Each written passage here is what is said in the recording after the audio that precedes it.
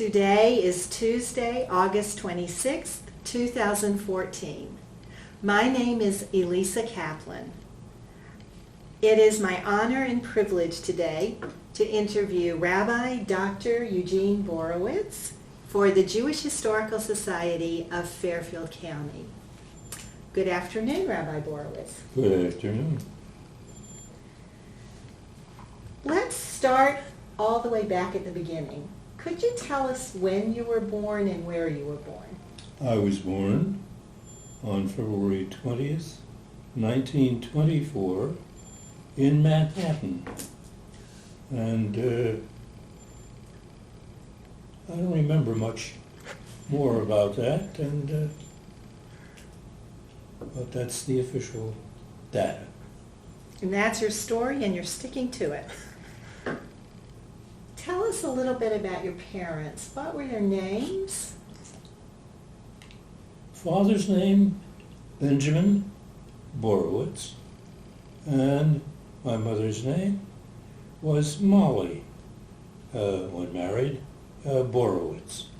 And they had a lovely relationship, as far as I could tell, all during their married life, and until such time as they both died.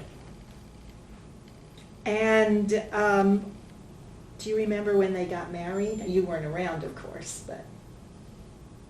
No, I don't remember the date anymore, and I do know that from time to time we celebrated it, and they celebrated it.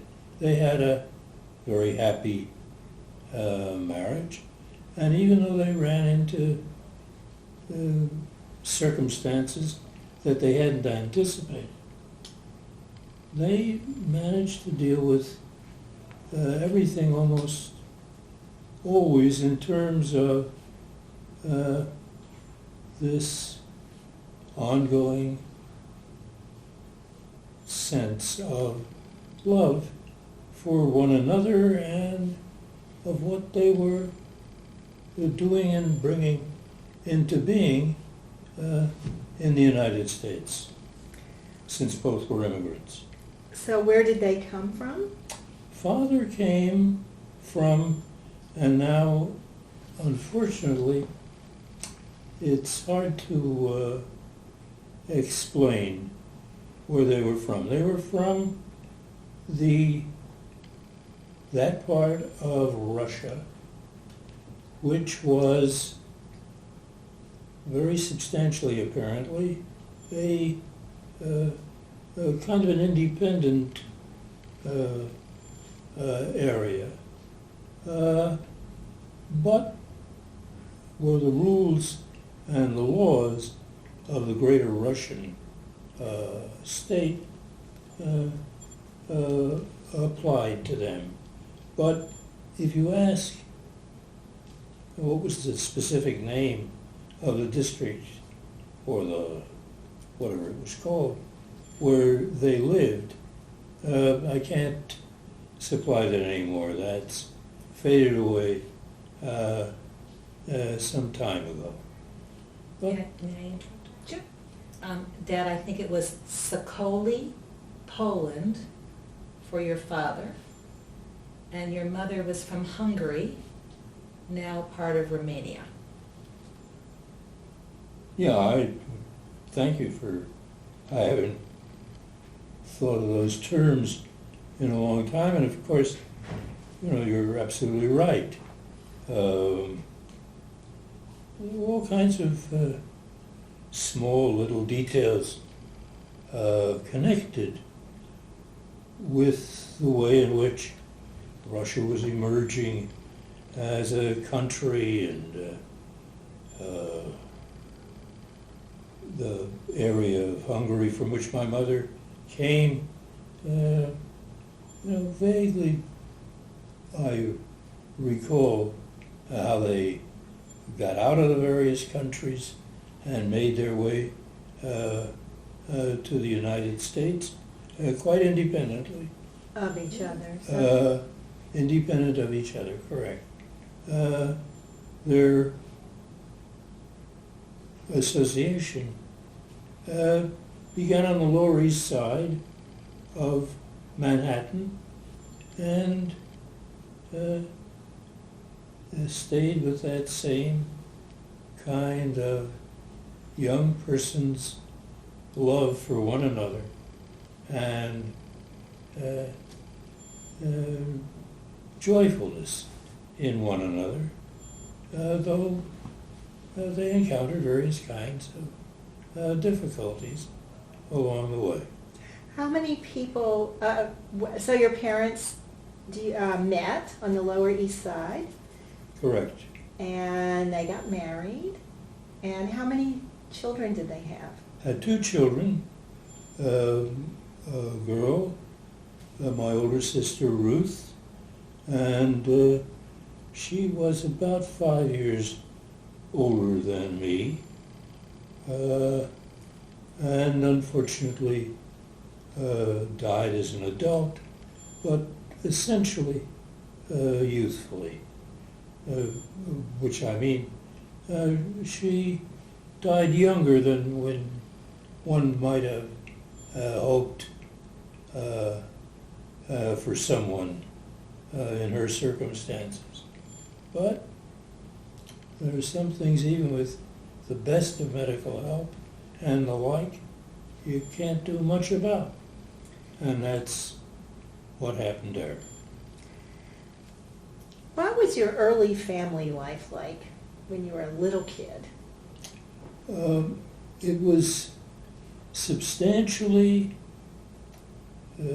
structured around a major move that my father and mother made with their two children, my sister and me.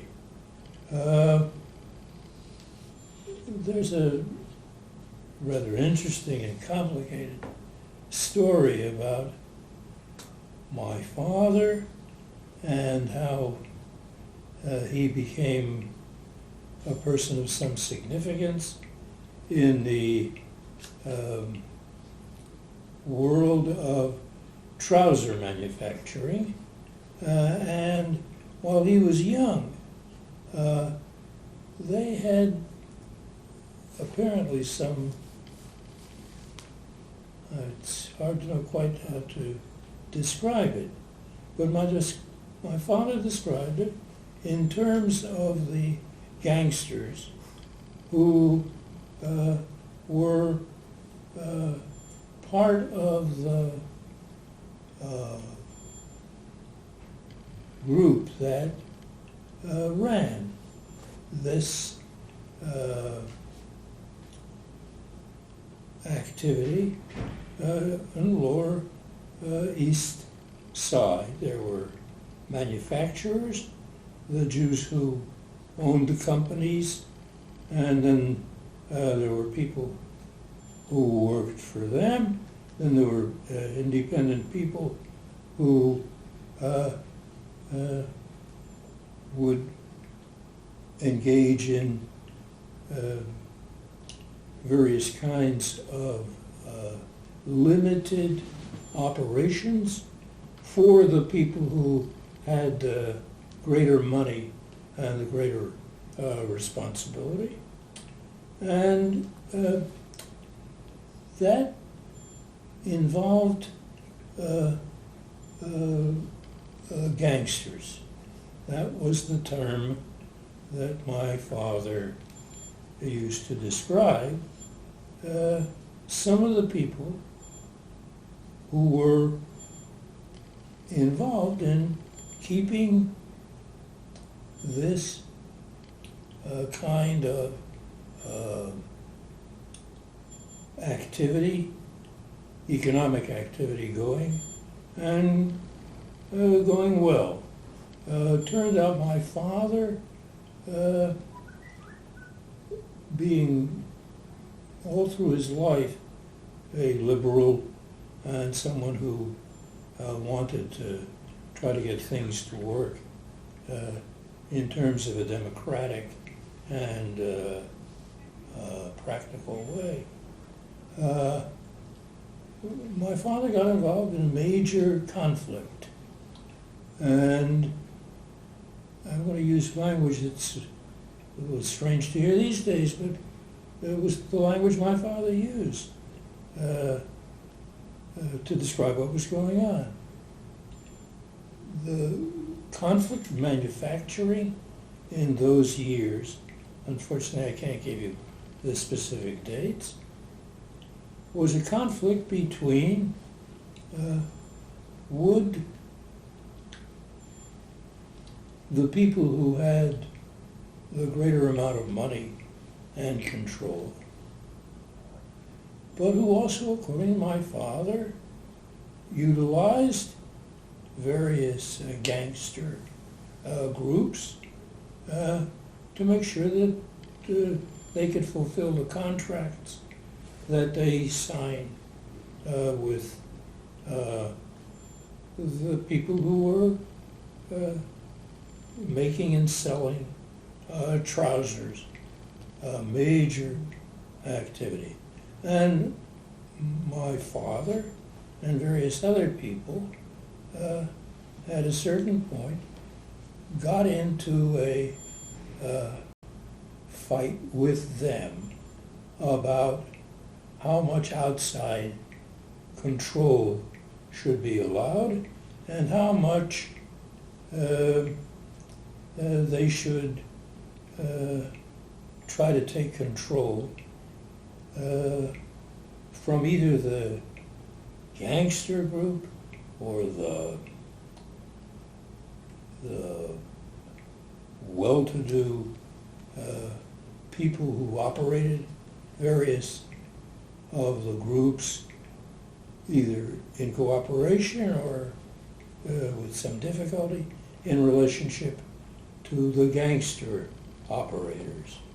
And then the conflict that broke out between the well-to-do and established people who wanted, according to my father, to give in to the gangster groups, but in order to keep things smooth and working properly and the outside world getting its new trousers, a major difficulty broke out. My father was willing to take on the job of the leadership of the, from his point of view, the more honest and the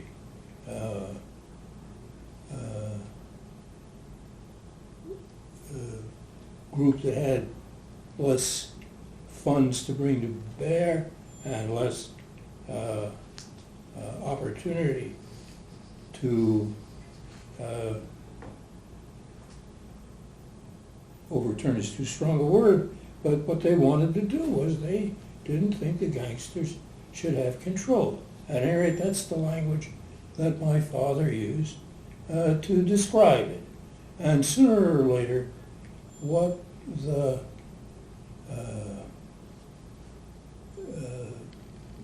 inside people and their gangsters, what they managed to do was they managed to boycott my father and maybe even other people who were also trying to fight them. And that involved, since you wanted to know about our family life, my father could no longer get any contracts to make trousers inside the greater New York area. So the family moved up to Rochester, New York, where my father's ability and talent in making factories work were able to function without this whole gangster issue. But my sister, older child, became ill after my family had moved up to Rochester, New York, where my father hoped he would be able to operate freely and properly, and it was going very nicely, but after about 6 months, my sister became ill, and they couldn't find a way with the facilities available in Rochester, New York, to get proper treatment for her. So they moved back to New York. But the trouble with going back to New York was there was how shall I put it? There was a complete boycott on my father being allowed to get any contracts or operate as an individual in the greater New York area. So now a second time the family moved. And instead of trying to do something which went against my sister's health, they were able, through the professional job agency for this industry, we're talking early 1930s.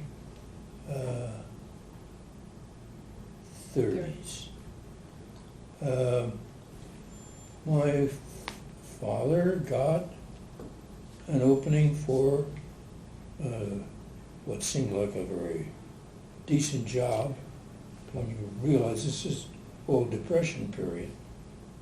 In the 1930s, the early 1930s, my father was able to get a job in a city called Columbus, Ohio.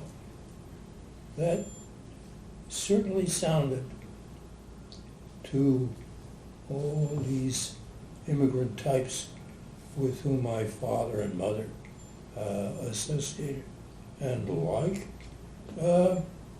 It certainly sounded like going out with the Indians and having to be with all these people who had not yet fully become Americans. Well, of course, that turned out to be very far from the truth. But the rest of the story of my family is a adjustment from, they moved from the Lower East Side to the area in Brooklyn, Bensonhurst. My mother loved the water, my father did not. And they were living in an area which was gradually being built up. But now, with my sister being much better, and the only place my father could make money was to take this job that was given to him in Columbus, Ohio. I can't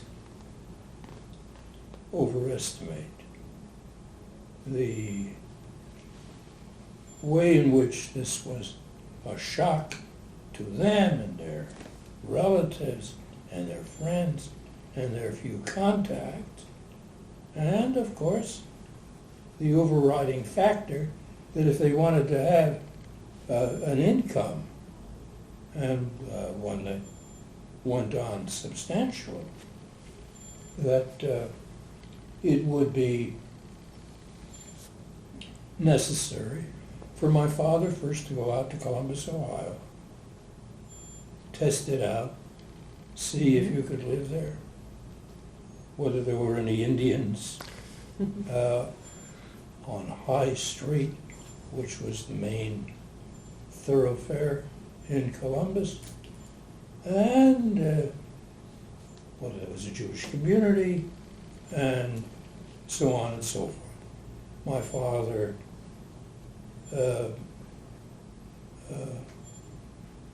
reasonably decided yes, they could have a decent life there.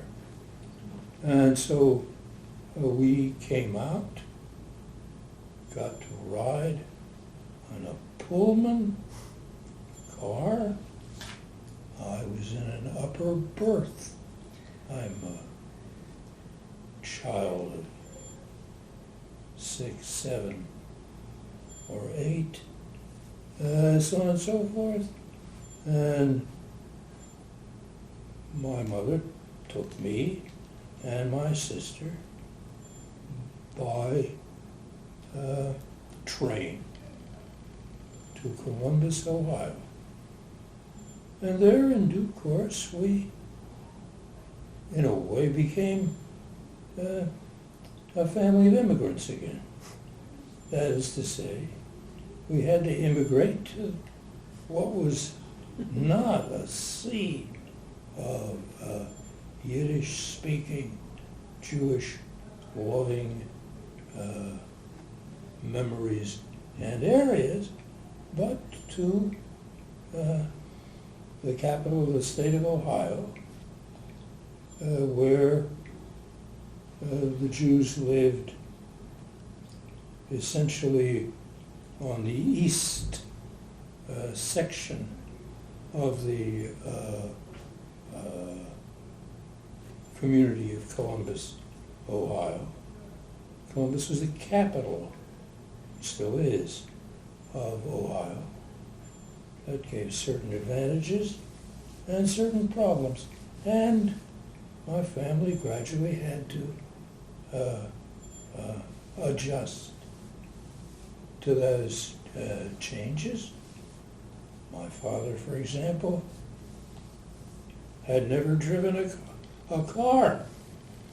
And it took a number of years before my family got to the point where they had what was a rather natural kind of thing, which was to say an automobile.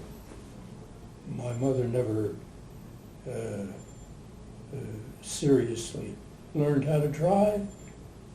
My father had to be taught to drive by one of the employees in the factory that he managed. But he got along well. He was a very nice man, very honest, caring person, and that stayed him in good stead all during the rest of his life. He stayed in Columbus with his wife Molly until finally the corporation that he had been working for, the older owner died, and his son and my father did not get along well, and from then on my father and mother had various efforts to try to settle. But by now, of course, they were well-settled Americans. And even when occasionally my father would take a job in, was it Missouri or Mississippi? Maryland. No, not Maryland. Tennessee, I think it was. No, No? no, Oh, there you go. no, not the one that I'm thinking of. All right. My father had a number of jobs in those periods of time, but eventually they came back to New York and the Brooklyn area, that one way or another they were familiar with, and lived out their lives there. Not quite sure what else. I mustn't leave out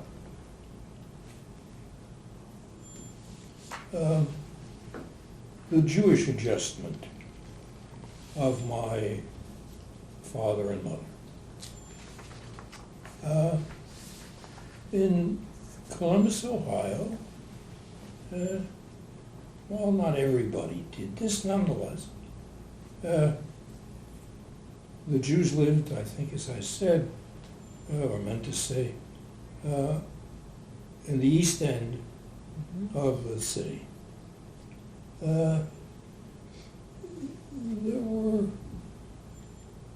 unless I'm wrong, 4 major synagogues around whom Jewish life largely, but not entirely, took place. My father and mother wouldn't have felt fully at home and able to express themselves in even the more, how shall I put it, liberal or open of the more orthodox congregations. But they knew people in those communities and they associated with them. They also couldn't feel at home in the Reform temple. First of all, it's called a temple. Rather strange name for Jews of those days. And although, these buildings are, in those days, fairly close to one another. What that means is, who knows, half a mile maybe apart from one another. But at any rate, you could have as much gone to one as to another. But the only way to deal with the question of the Reform congregation is it was simply straight out too goyish. In other words, there wasn't a adjustment being made by the Jews. And 4 or 6 blocks down the avenue on which the Reformed temple had been built when it was properly erected, there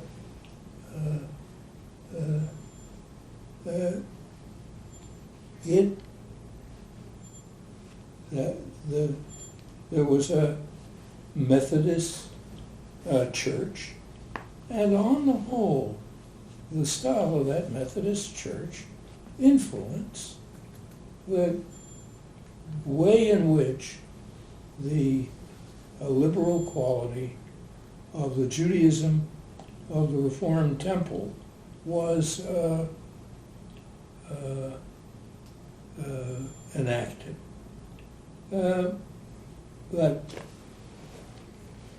was a place my parents occasionally would visit into the community, had an activity that they went to. Same was certainly true for me as a child. But it wasn't Jewish enough. It did not have a significant Yiddish-speaking bunch of members. So what was left was the conservative synagogue. Conservative synagogue was a place where the services were carried out in a fairly traditional fashion, but with a certain modernization and the like. Had a nice young rabbi who had come from Brooklyn, New York.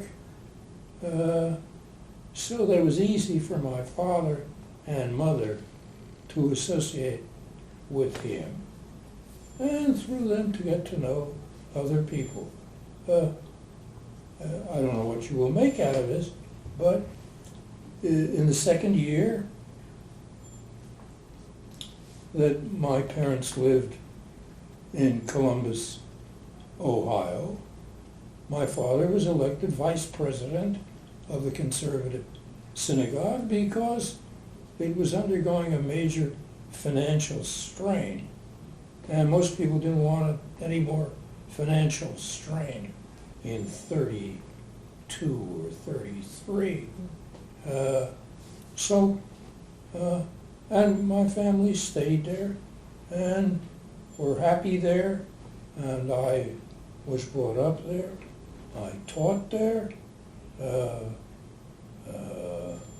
went on to maintain relationships with people in the conservative movement for a long period of time, even though I went to the Reform Jewish school for training rabbis, which happened to be in Cincinnati, Ohio, about 90 miles away. But before we get to that, I want to back up. Tell us a little bit about your secular and Jewish education in Columbus when you were a kid. Well, we lived in the East End of Columbus, Ohio, and we were able to find a nice home in which we lived. My sister went to Ohio State University and graduated after a few years, and then, as I think I said, went back to the greater New York area. Perfectly obvious thing for those days. I went to the nearest elementary school, the H.L, H-Y-L-E, the H.L Avenue School. I think I was, fourth grade, third grade, fifth grade? And then from then I went through that Columbus, Ohio school system. Went to the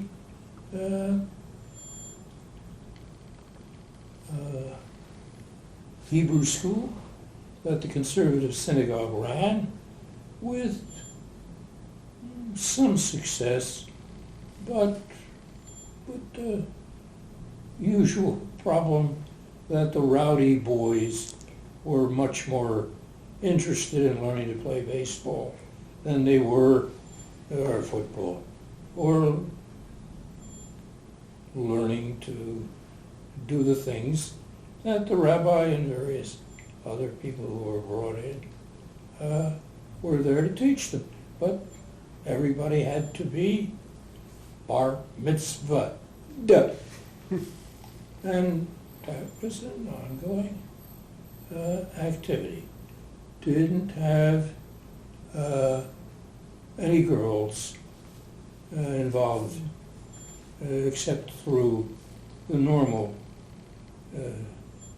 religious school, where boys and girls sat in the same classroom, and the teachers tried to teach us something about Judaism, largely history.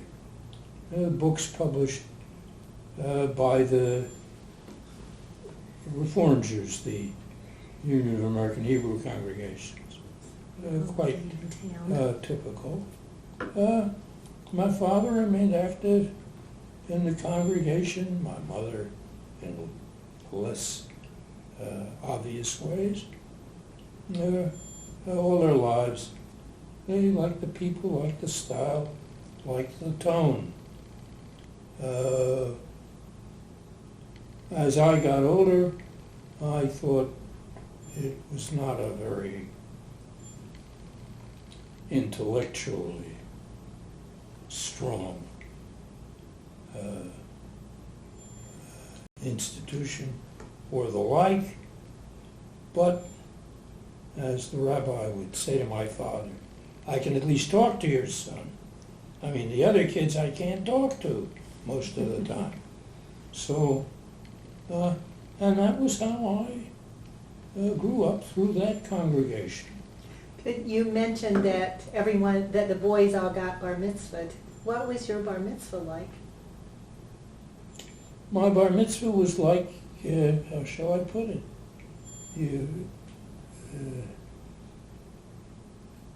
Getting railroad tickets for all the relatives and family that my parents wanted to bring to Columbus. There was a lady in the community who was a great cook. And Columbus had that kind of nice idea that in the Jewish newspaper it was say regularly, so and so will be bar mitzvah, blah, blah, blah, such and such a morning, and the family will be at home for whatever it was, afternoon, mostly late afternoon, evening, and dinner will be, or other things, served.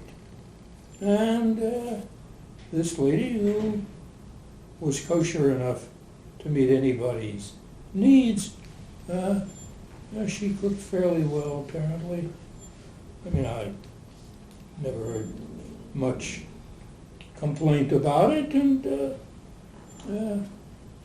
so that's what went on when my relatives arrived from still Brooklyn, and my father had arranged for places for them to stay and to eat and so on and so forth. Well, they were able to go through the service. Not that any of them were members of of conservative congregations. They were Jews by mass. We're still talking about a time when you have this extraordinary number of Jews, and we're not talking about the Lower East Side now, we're talking about Brooklyn, and in my folks' case, before they moved out to Columbus, Ohio, they had lived fairly near to Coney Island and the opportunity to use the ocean for recreation. Wasn't there a time, Dad, that you didn't find religious school or Hebrew school very interesting, and so you did a special project with the rabbi so that you could at least be learning something? Or wasn't there a story that had to go with your... I don't recall it in that time in those terms. But what is the basis of that story was, for some reason or another, I thought the stuff in the books we had and what the teachers were trying to teach, there were some interesting things there. And I thought they were worthwhile in some ways. So as a result of which I was able to do certain things with the rabbi. But I never thought the rabbi was himself intellectually of any high level. And while I could move ahead of most of the other kids around there, and they just couldn't wait to get out of the place, I kind of liked some of it for reasons which were not quite clear.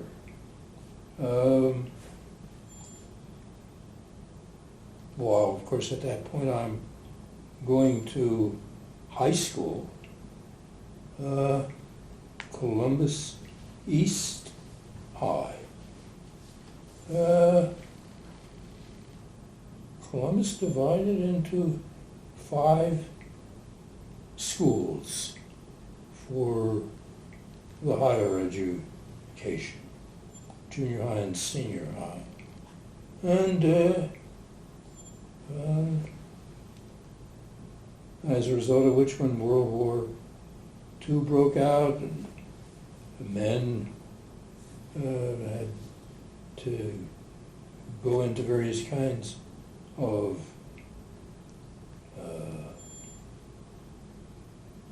Military the equivalent service. of military service or the like, or preparing certain kinds of things so that other things could go. So Imagine. you graduated high school at the age of, or actually you went to college at the age of 15, am I correct? Something like that. So tell us, where did you go to college before I you? went to college at Ohio State University, Right. which was down a streetcar ride from where I lived. Well, and you were 15. And my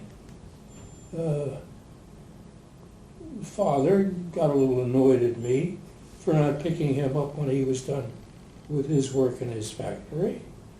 So he was nice enough to buy me a 1932 Essex, a car which had various kinds of new implements on it, but it was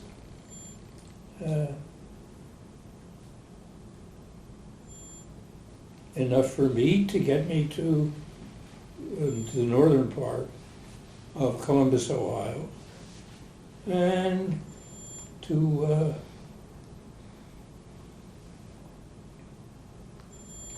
whatever other special activities I had to carry on. I never therefore had any serious kind of university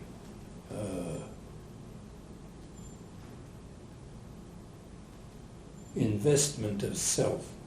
But I was a member of a Jewish fraternity and did its things of those days of dating, and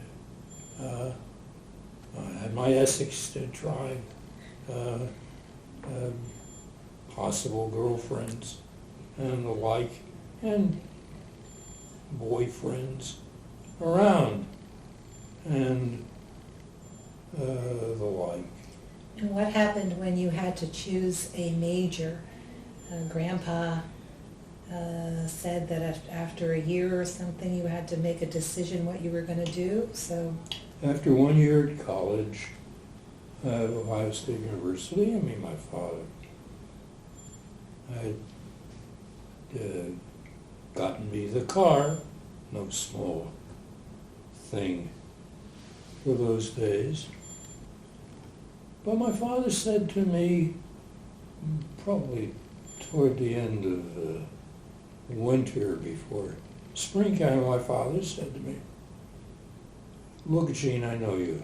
If I leave you alone, you'll go to college for the rest of your life and enjoy it, but that's not what you need to do. So you find out by the end of the academic year what it is that you want to do with yourself. And fine, then I'll see to it, of course. You have the means to get through college." Well, that seemed like a perfectly sensible way for my father to talk. He didn't lay down the law, as some fathers would do for their children, and I tried various things, of which the obvious ones were to start with all the Jewish occupations. medical school, law, and so on and so forth. I would take several courses at one time or something to see whether they moved me or I was moved by them. And in my case, that experiment worked out very well.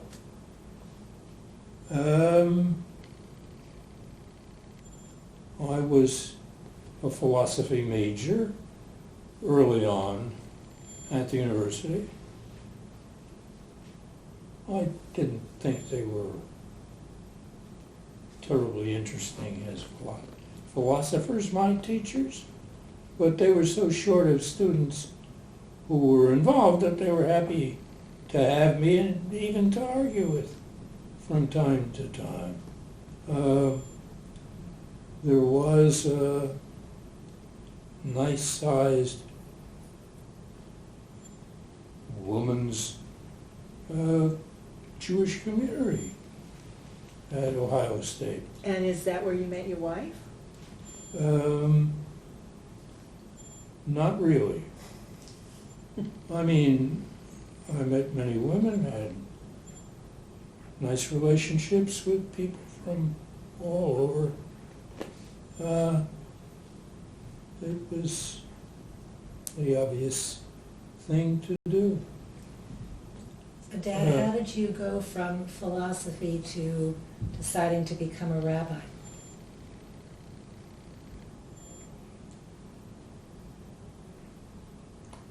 It, in some ways, is a very simple story. So when I graduated from high school, 15, and, I wanted to go to college. I wanted to go away from home. My father, in his marvelous practical way, said to me, stay home, and I'll get you a car. Fair enough. But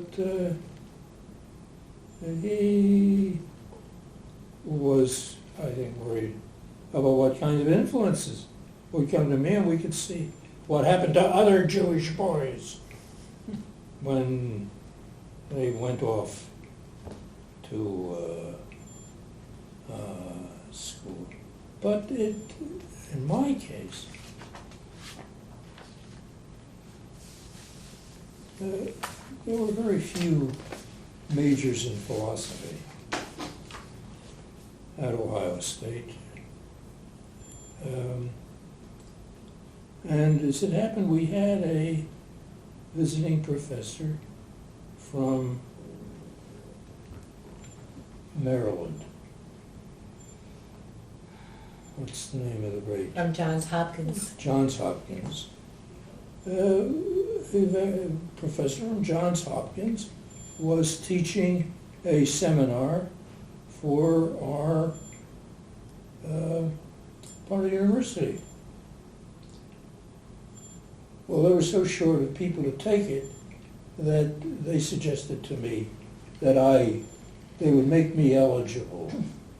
So I took that seminar. 10, 12 people, so on and so forth, but I can remember very clearly the day I'm walking back to where I had parked my car and thinking about what we were doing in that seminar, and it was perfectly clear that in that seminar we were never going to get anywhere.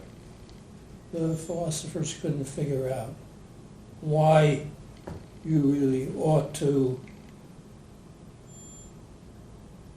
have a positive attitude and have a sense of right and wrong that was substantial.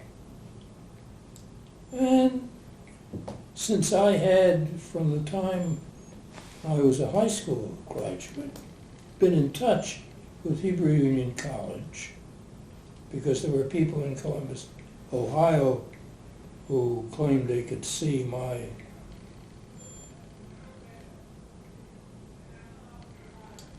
the gifts that I had for that. And one man whose brother was a famous rabbi, he couldn't become a rabbi. So he pushed me to become a rabbi. And it was only 90 miles away by car. So I tried it when I was 15. They said, sorry, but you have to have at least the first year of college. So after the first year of college, I write to them. I said, no, they said we changed the rules now, and the rules are that you have to be more advanced. Then I write to them a third time and say to them, okay, here I am now in the third year of the university and close to graduating. Of course, I went through the courses very quickly. And they said, don't worry about it, because now that all the men are being drafted, we have opened up our school so that the armed forces can get the clergy that they need. And so we want to apply. And I applied, and I was admitted on a special basis, because my Hebrew was weak. In Columbus, Ohio. What was I going to learn? I certainly wasn't going to learn anything about Hebrew at Ohio State University. And that's biblical Hebrew, because modern Hebrew had not been established yet. Is that correct? Accepted at the college for another few years. Right. That happened early when I was there. Wasn't there a story about JTS, the Jewish Theological Seminary? Did you also apply there? Well, that's where my family belonged. So my rabbi took me there and early on and said, how about taking him in to the theological seminary? But I hardly knew any Hebrew. Right. And they weren't going to, take on somebody who wasn't properly trained. At the Hebrew College, I was only accepted as a special student. And you were My Hebrew was weak. So by the end of the first year, I resolved that problem for them. Yeah, lots of. Proper teacher. Wait, so you were about 18 when you started rabbinical school? I was 15. No, you were 15 when you went to Ohio State. You were 18 when you went to rabbinical school, or 19. Somewhere in there. Yes, We'd have to Right, sit right. and. Have to go to HUC and find his Yeah. records about, but he got through Ohio State in 3 years, as he said, so figured he graduated at 18 or 19, depending. Right. You were still very, very young. Still very young. So you. No, please. Yes, the numbers were there, but I was not inferior to the students I had to sit with, even if they were older than me. And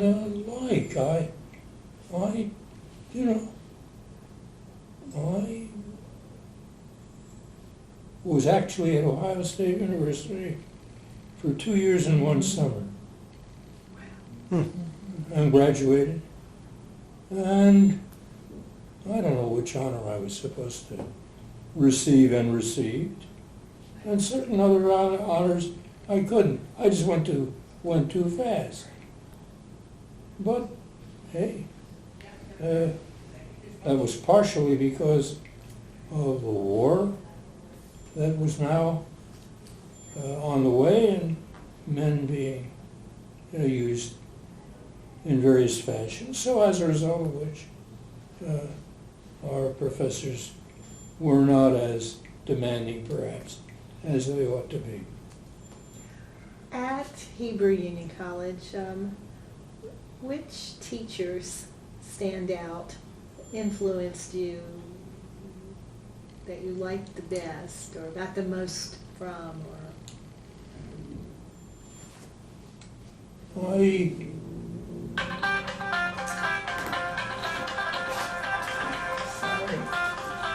It's a warning to me, to tell the truth.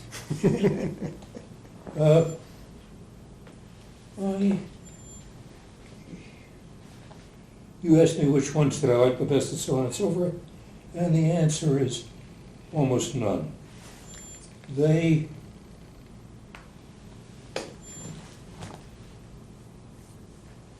were various kinds of people. Some of them did various works that for those days were acceptable. But let me take some of the famous cases. The college had been against the activities of the, I forget what its technical name is, that part of the State Department that ruled on immigration and what. For 4 years, the college tried to bring 10 scholars of Judaism over to the United States, prepared to pay all the expenses and so on and so forth, which normally were considered a reason for keeping people out. But eventually, as the situation in Europe became more intense, they finally relented. So that one of the things you have to keep in mind was that Cincinnati, Ohio, there's no considerable Jewish mass of people who are Jewish. The school had, for its day and its people, some nice human beings and some people who did, for the scholarship of that day, nice things. Let's take, for example, probably the most famous case, Abraham Heschel. Abraham Heschel was one of the 8 or 10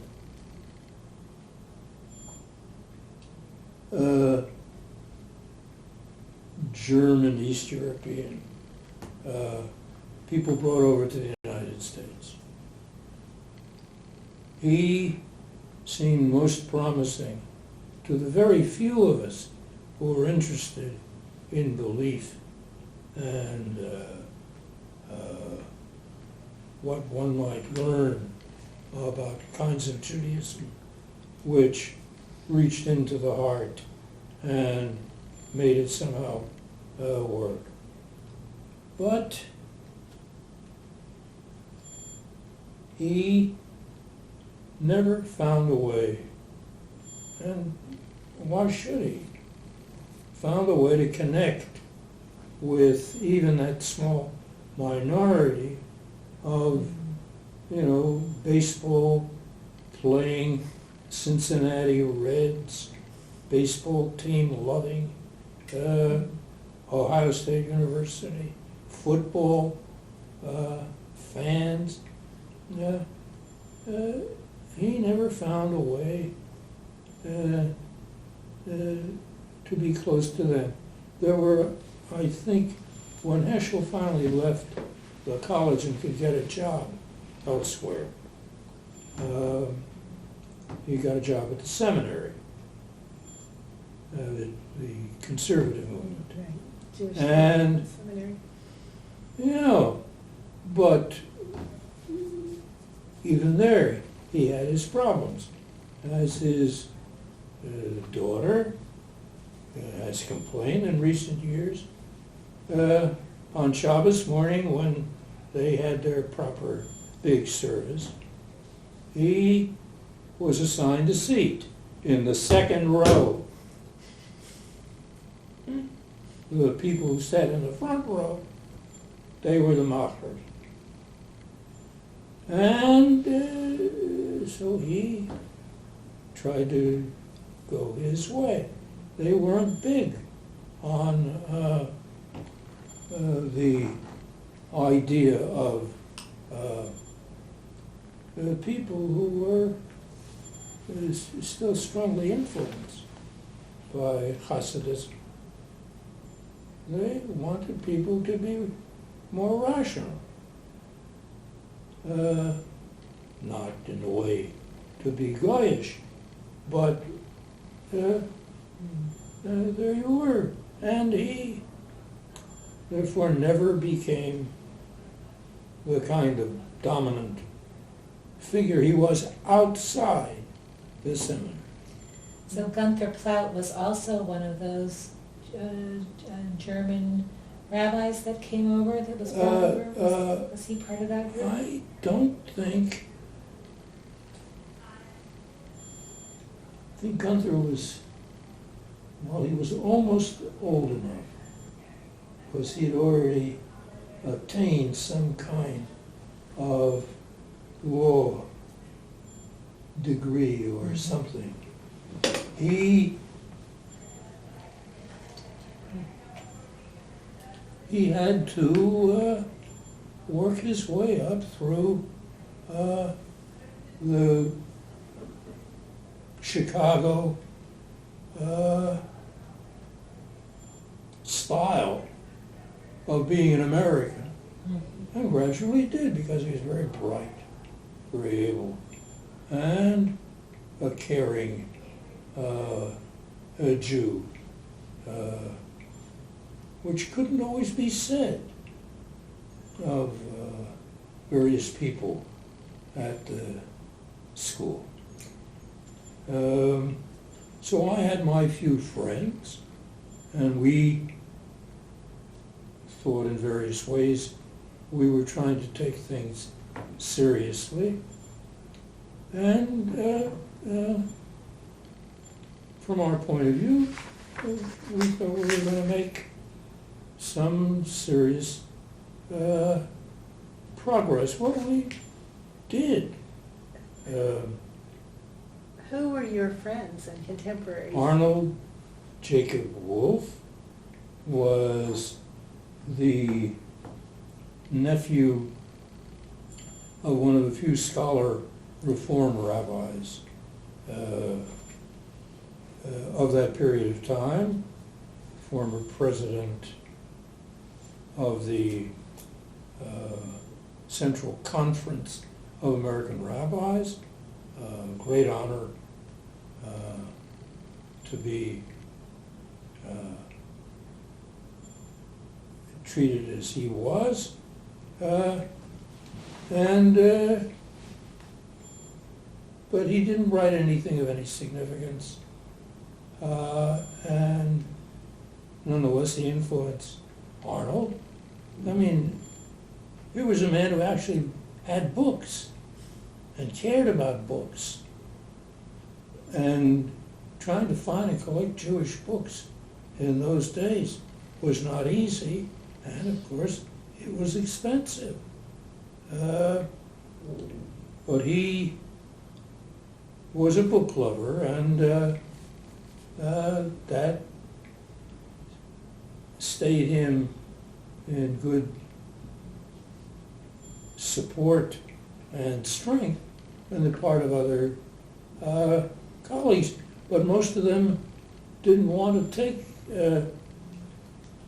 that path that seriously. Arnold and Stephen and I tried to do the best we could to try to take Judaism seriously. And it's Stephen What, I'm sorry? Was Stephen? Last name? Stephen Schwarzschild, from a German Jewish family, very bright and able, and was one of the reasons that I and Arnold, and maybe a few others, but it'd be difficult to name them, took the various kinds of intellectual possibilities seriously. And our student body was very substantially divided. So were the seminary, so was the seminary. One, I don't know about the various Orthodox institutions, and particularly Orthodox institutions, which were always leaning toward the openness and the liberal possibility. Of course, there were always more traditional Orthodox rabbis around, but there were various Orthodox rabbis who found it difficult in the community of the United States to have to try to get people to really live up to what was demanded. Oh my, so now this was, you were in school and the war broke out, and did you get drafted? Can't draft chaplains because they are people who serve out of conscience. So as a result of which we were not drafted. But in my case and Arnold's case and the like, the war in Europe came to an end, and so that took care of that problem.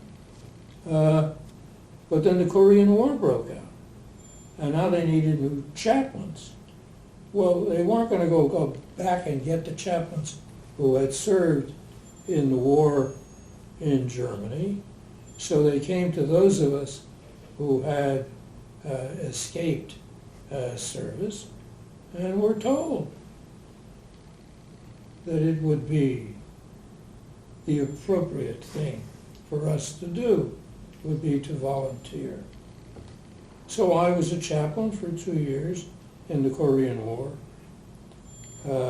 serving in the United States Navy.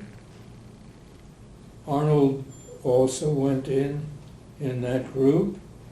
He was sent to Yokosuka, Japan, which was the center of the United States naval forces in that war of that period.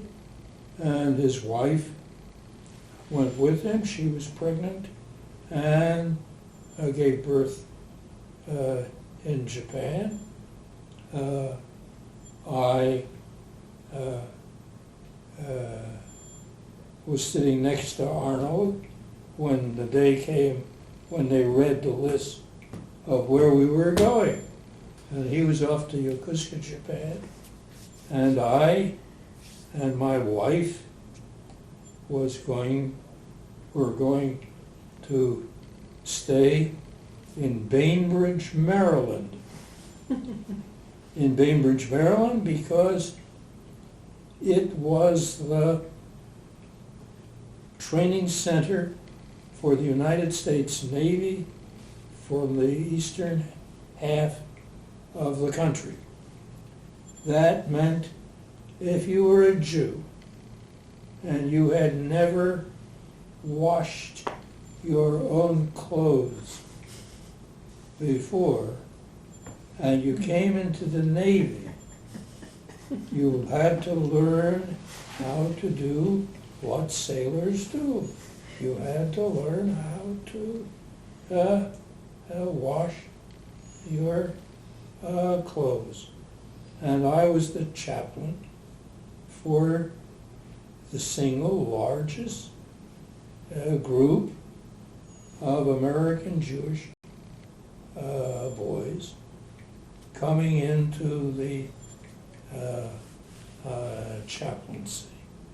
They stayed with us 12 weeks, and then they were shipped off to the various places which needed men.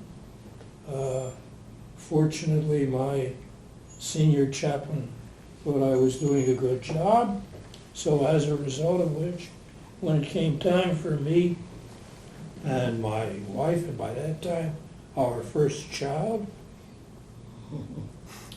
to have a shift of posts, he arranged for me to stay at Bainbridge, Maryland, not too far from Washington, D.C., and certainly in an area of the eastern U.S.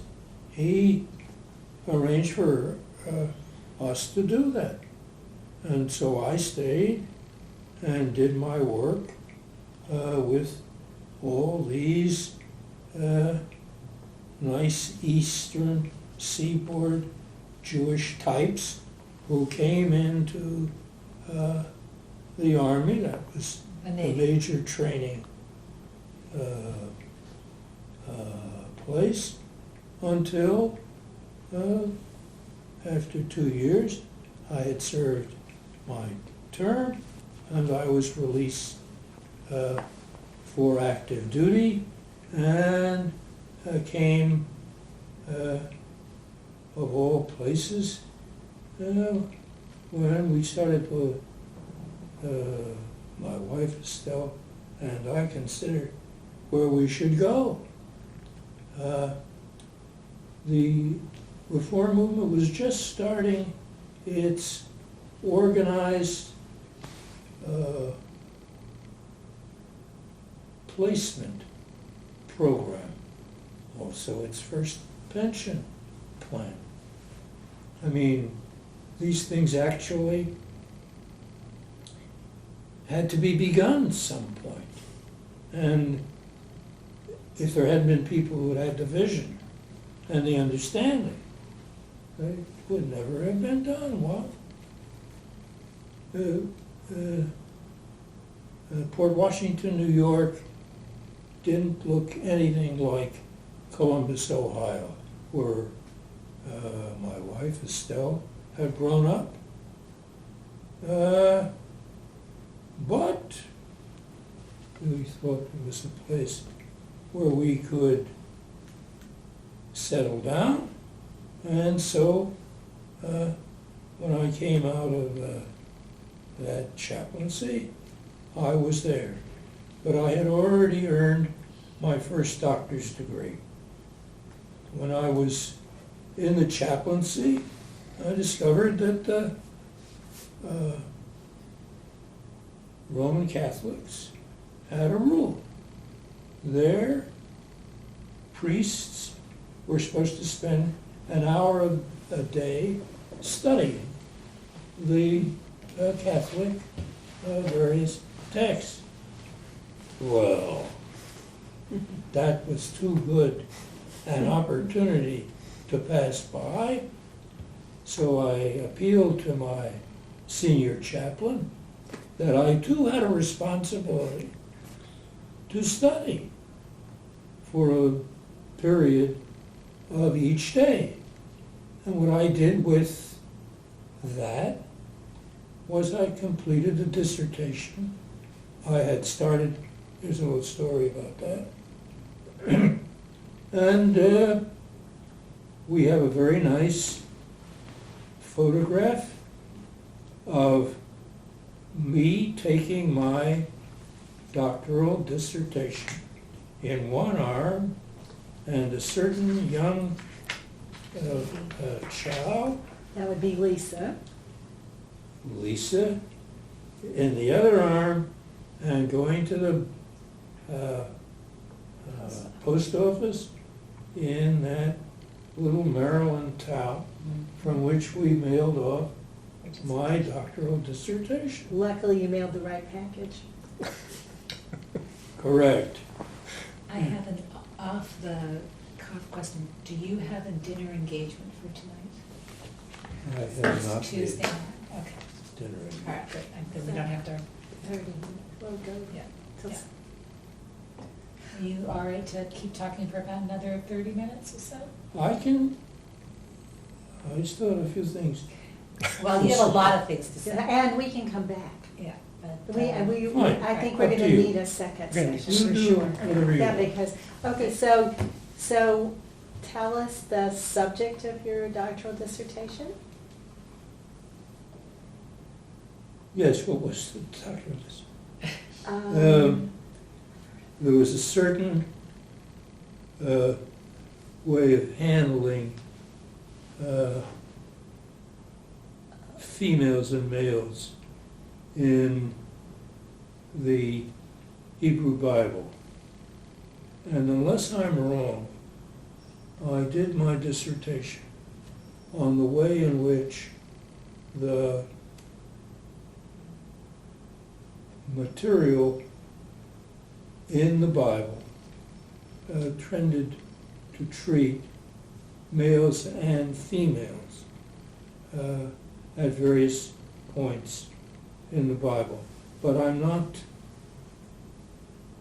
I'm pretty sure that that's correct, but I'm not as certain with that as I am with the other material that I've given you so far. Well, and you dashed it off rather quickly, I must say, for getting a dissertation done. Oh, no, remember, I had been, I left out a few things that went on. I had started a doctoral dissertation when I graduated from the college, and I wanted to make sure I was going to get a doctor's degree someday. So I started my work. I completed one small aspect of it, even before we left the college and went off to my first job in St. Louis, on the treatment of women or something related to it. At that point, still a kind of a hot topic. So I had at least a chunk of my dissertation done. That's why I was able to then pick up when I was in the Navy and complete it. And that's why I got the degree wearing my naval uniform. I was still technically there, and one of the reasons why I think they received me with a certain openness and appreciation and doubt at the Reform congregation, of which I was the first full-time rabbi in Port Washington, New York, where I served for 4 years. Now, we have to back up because you haven't told us how you met your wife and got married. Easy. When World War II broke out and the males were taken away to various jobs, the religious schools and the Hebrew schools were short of male teachers. The conservative congregation, where my family belonged, needed a teacher. I was in the first year of Ohio State University teaching.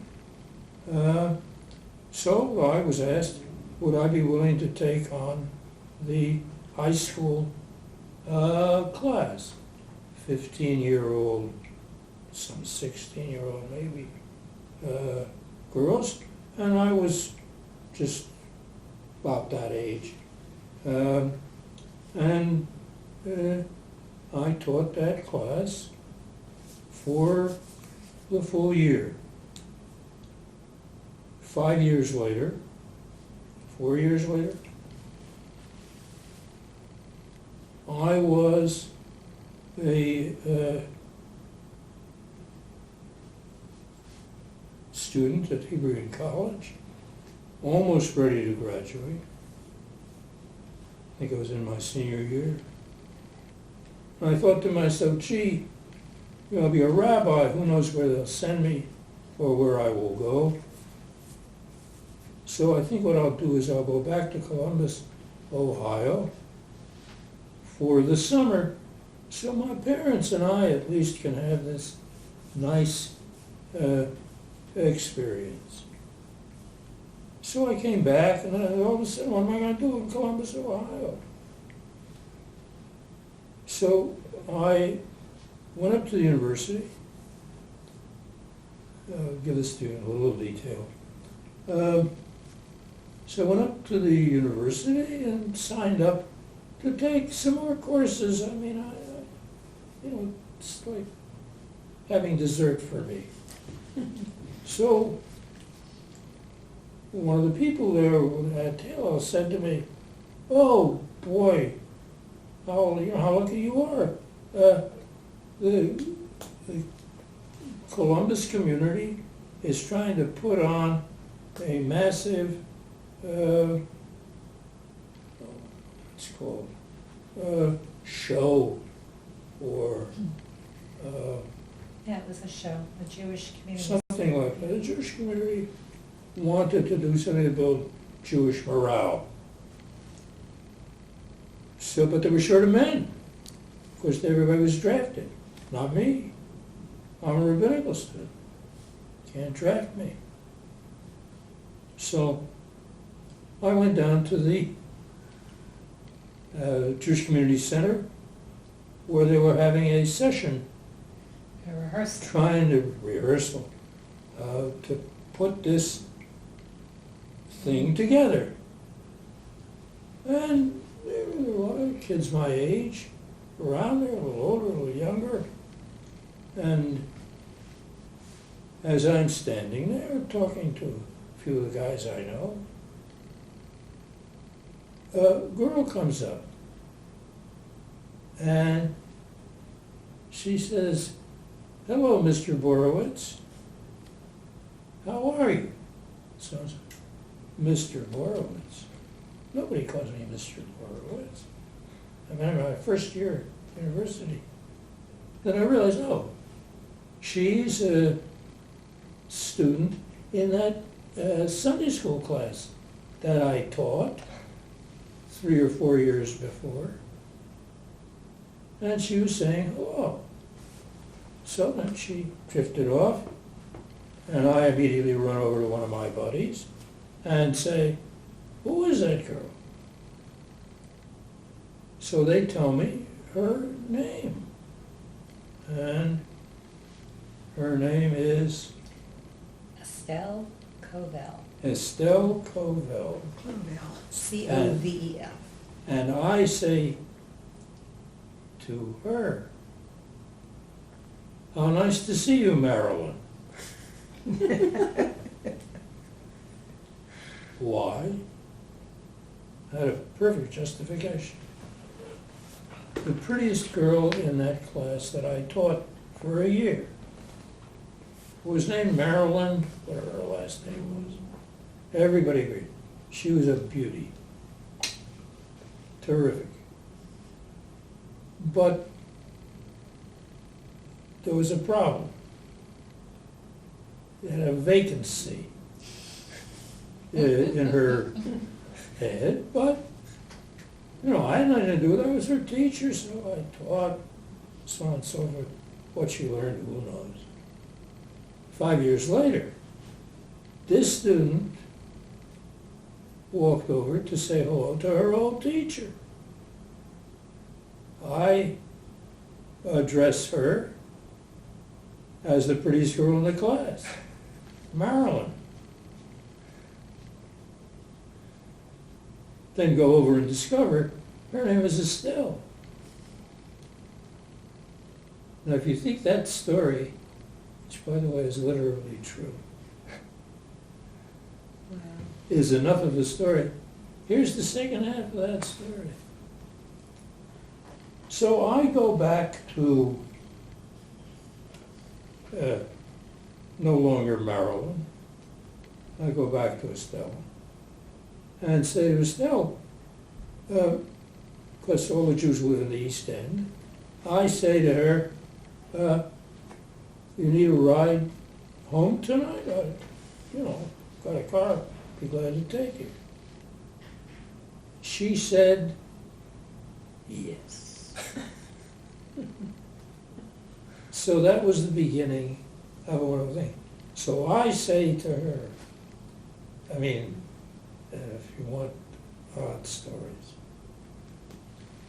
I say to her, oh, I think this was a Thursday night. I say,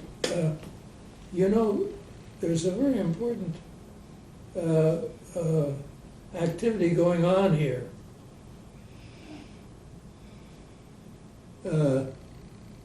Sunday morning, we have a big auditorium, and the Methodist of this area have their great preacher, G. Bromley Oxnam. I mean, I'm maybe, only a Reformed rabbi by some people's standards. I don't know anything, but I do know what's going on in the world. And G. Bromley Oxnam was one of the greatest names of thinking for that period of time, and I was already reading Christian materials to stay alert to what people were thinking. I said, gee, this guy, if you'd like to go, I'm going to go, and you might find it interesting. And she said, okay. Well, poor thing. Little did she know she was getting involved in, all the years of marriage, me with my books, and concerned with these theoretical questions, which on some levels Jews hadn't really seriously begun to think about. But I thought that these questions of what we believe, why we believe it, should be a matter of great concern. And fortunately, my buddies, Arnie Wolf and Steve Schwarzschild, Arnold and I thought pretty much on the same lines. Stephen, being a German of serious dissent, preferred to be more philosophical. So we always would have certain kinds of tiffs, but that was very useful for us, because then I would see how people outside the Reform movement, certainly outside the conservative and Orthodox movement, thought. And it just opened up a whole world for me. How long did you date Estelle? That was September when I first re-met her. It took until about Passover That's right. for me to finally propose marriage. And we were married in September. So just about a year. What did your wife Estelle? What were her studies like, or what was her profession? she came from a family where boys went to college and girls didn't. So as a result of which, she was very bright and really unusually able, and certainly as compared to her brothers, with the possible exception of one who might have been as smart as she was. She was supposed to do what girls were supposed to do. What are jobs and literary things, that you could make a few dollars from, is what you would do. Well, hanging around me for a while and just seemed wrong. So gradually, and particularly as our three daughters got older and showed their capacity, it was clear she ought to do something, and she was going to do something at New York City's school system and the way it would handle children who were in need of emotional care. But that didn't work out. And instead she, by virtue of some teacher she had who helped her while she was working on that degree,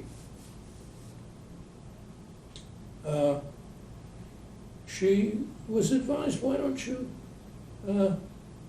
spend some time in the psychoanalytic school and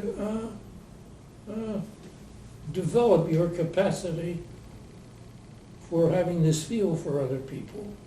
And now you could get some intellectual background to it. And so she became a psychoanalyst, and a very fine one, as her colleagues thought, for a number of years until she became ill and died. So first she had a master's degree in guidance and counseling from Bank Street, but that was in the 1970s when there was a glut of guidance counselors. So it was this teacher that she met at Bank Street that told her about the Modern Institute for Psychoanalytic Studies, which is where she went and studied, and then she went on via Antioch College to be able to get a doctorate in psychoanalysis. And then she was a psychotherapist for 25 years until she retired. But one of the other things is Dad said that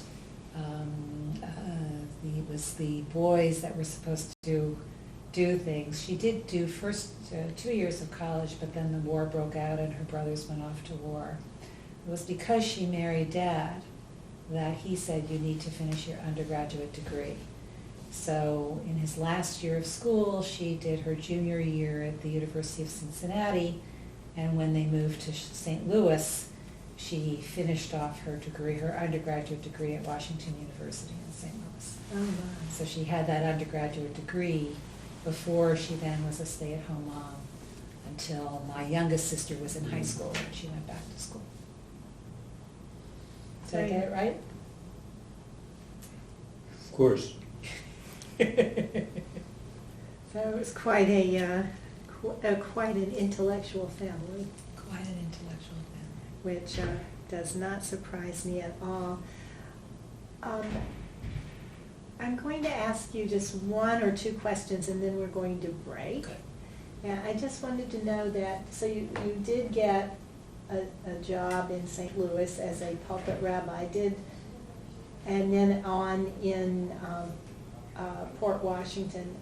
What experiences or did you have any experiences that prepared you for being a pulpit rabbi? For Whether school or I had the military? I had 4 years, or was it 5, at Hebrew Union College.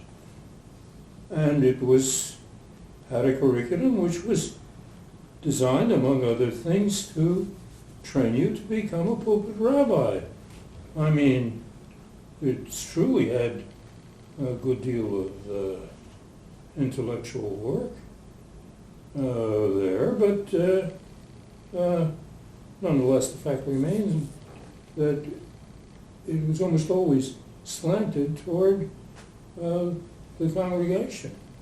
Taught religious school, very active in youth group activity over the summer, where people could come together and begin to be treated something like adults, so on and so forth. I mean, I certainly didn't see any significant distinction between being a pulpit rabbi and going to Hebrew Union College. So. Of course, there's this other whole side of you as well. Let me just ask you a little bit about Port Washington. What was it like when you got there? Port Washington? Yes.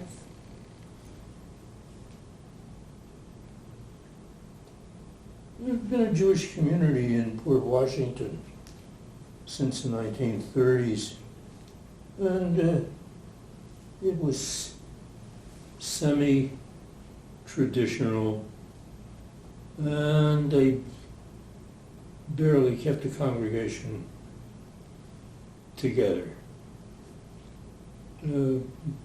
Port Washington seemed like a nice town. It had certain kinds of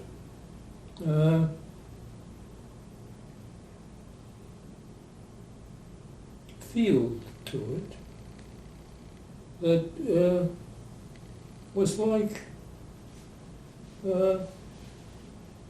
what the Reformed congregations that we had been in were like. I mean, it would be nice if it had gotten larger, but these people spoke English intelligently. It was a pleasure to talk to them.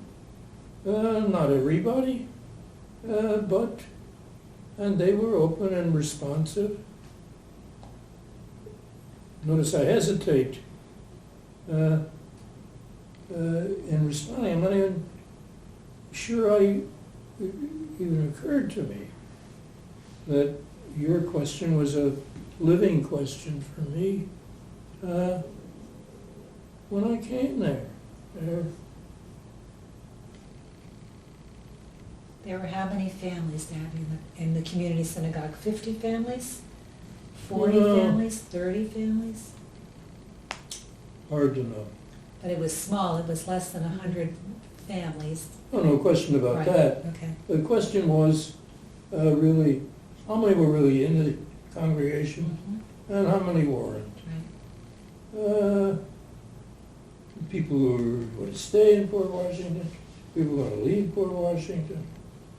This was 1953 when Reform synagogues were popping up all over Long Island. Yep. That the exodus of Jews from Brooklyn and the Bronx, and even Queens, but primarily Brooklyn and the Bronx, out to Long Island, where houses were affordable after Korea and World War II, and so this was a smaller congregation that was looking for its first rabbi. And there was a couple who were instrumental in bringing these families together. It just so happens that the wife of that couple happened to be Arnold Jacob Wolf's first cousin. Aha, so there was a connection. And so did the synagogue grow while you were there? Yeah. Well, it was really nice, but when after 4 years, I was asked to become the director of education for all the Reformed congregations, it seemed fairly clear that I ought to move in that direction. And so that is a very good place for us to end, because I want to ask you about education, I want to ask you about Hebrew Union College, and about writing, and all the other stuff for part 2. Thank you very much. Well, I'm glad to be able to sit with you and remember some old days, and some obviously don't come back as early as I would like them to. At any rate, it's very dear of you to come and spend the time with me and the like. And It was really wonderful for us to be able to do that. well, good. All right, so I look forward to finishing off as When you best were, we can. we're not on camera, are we?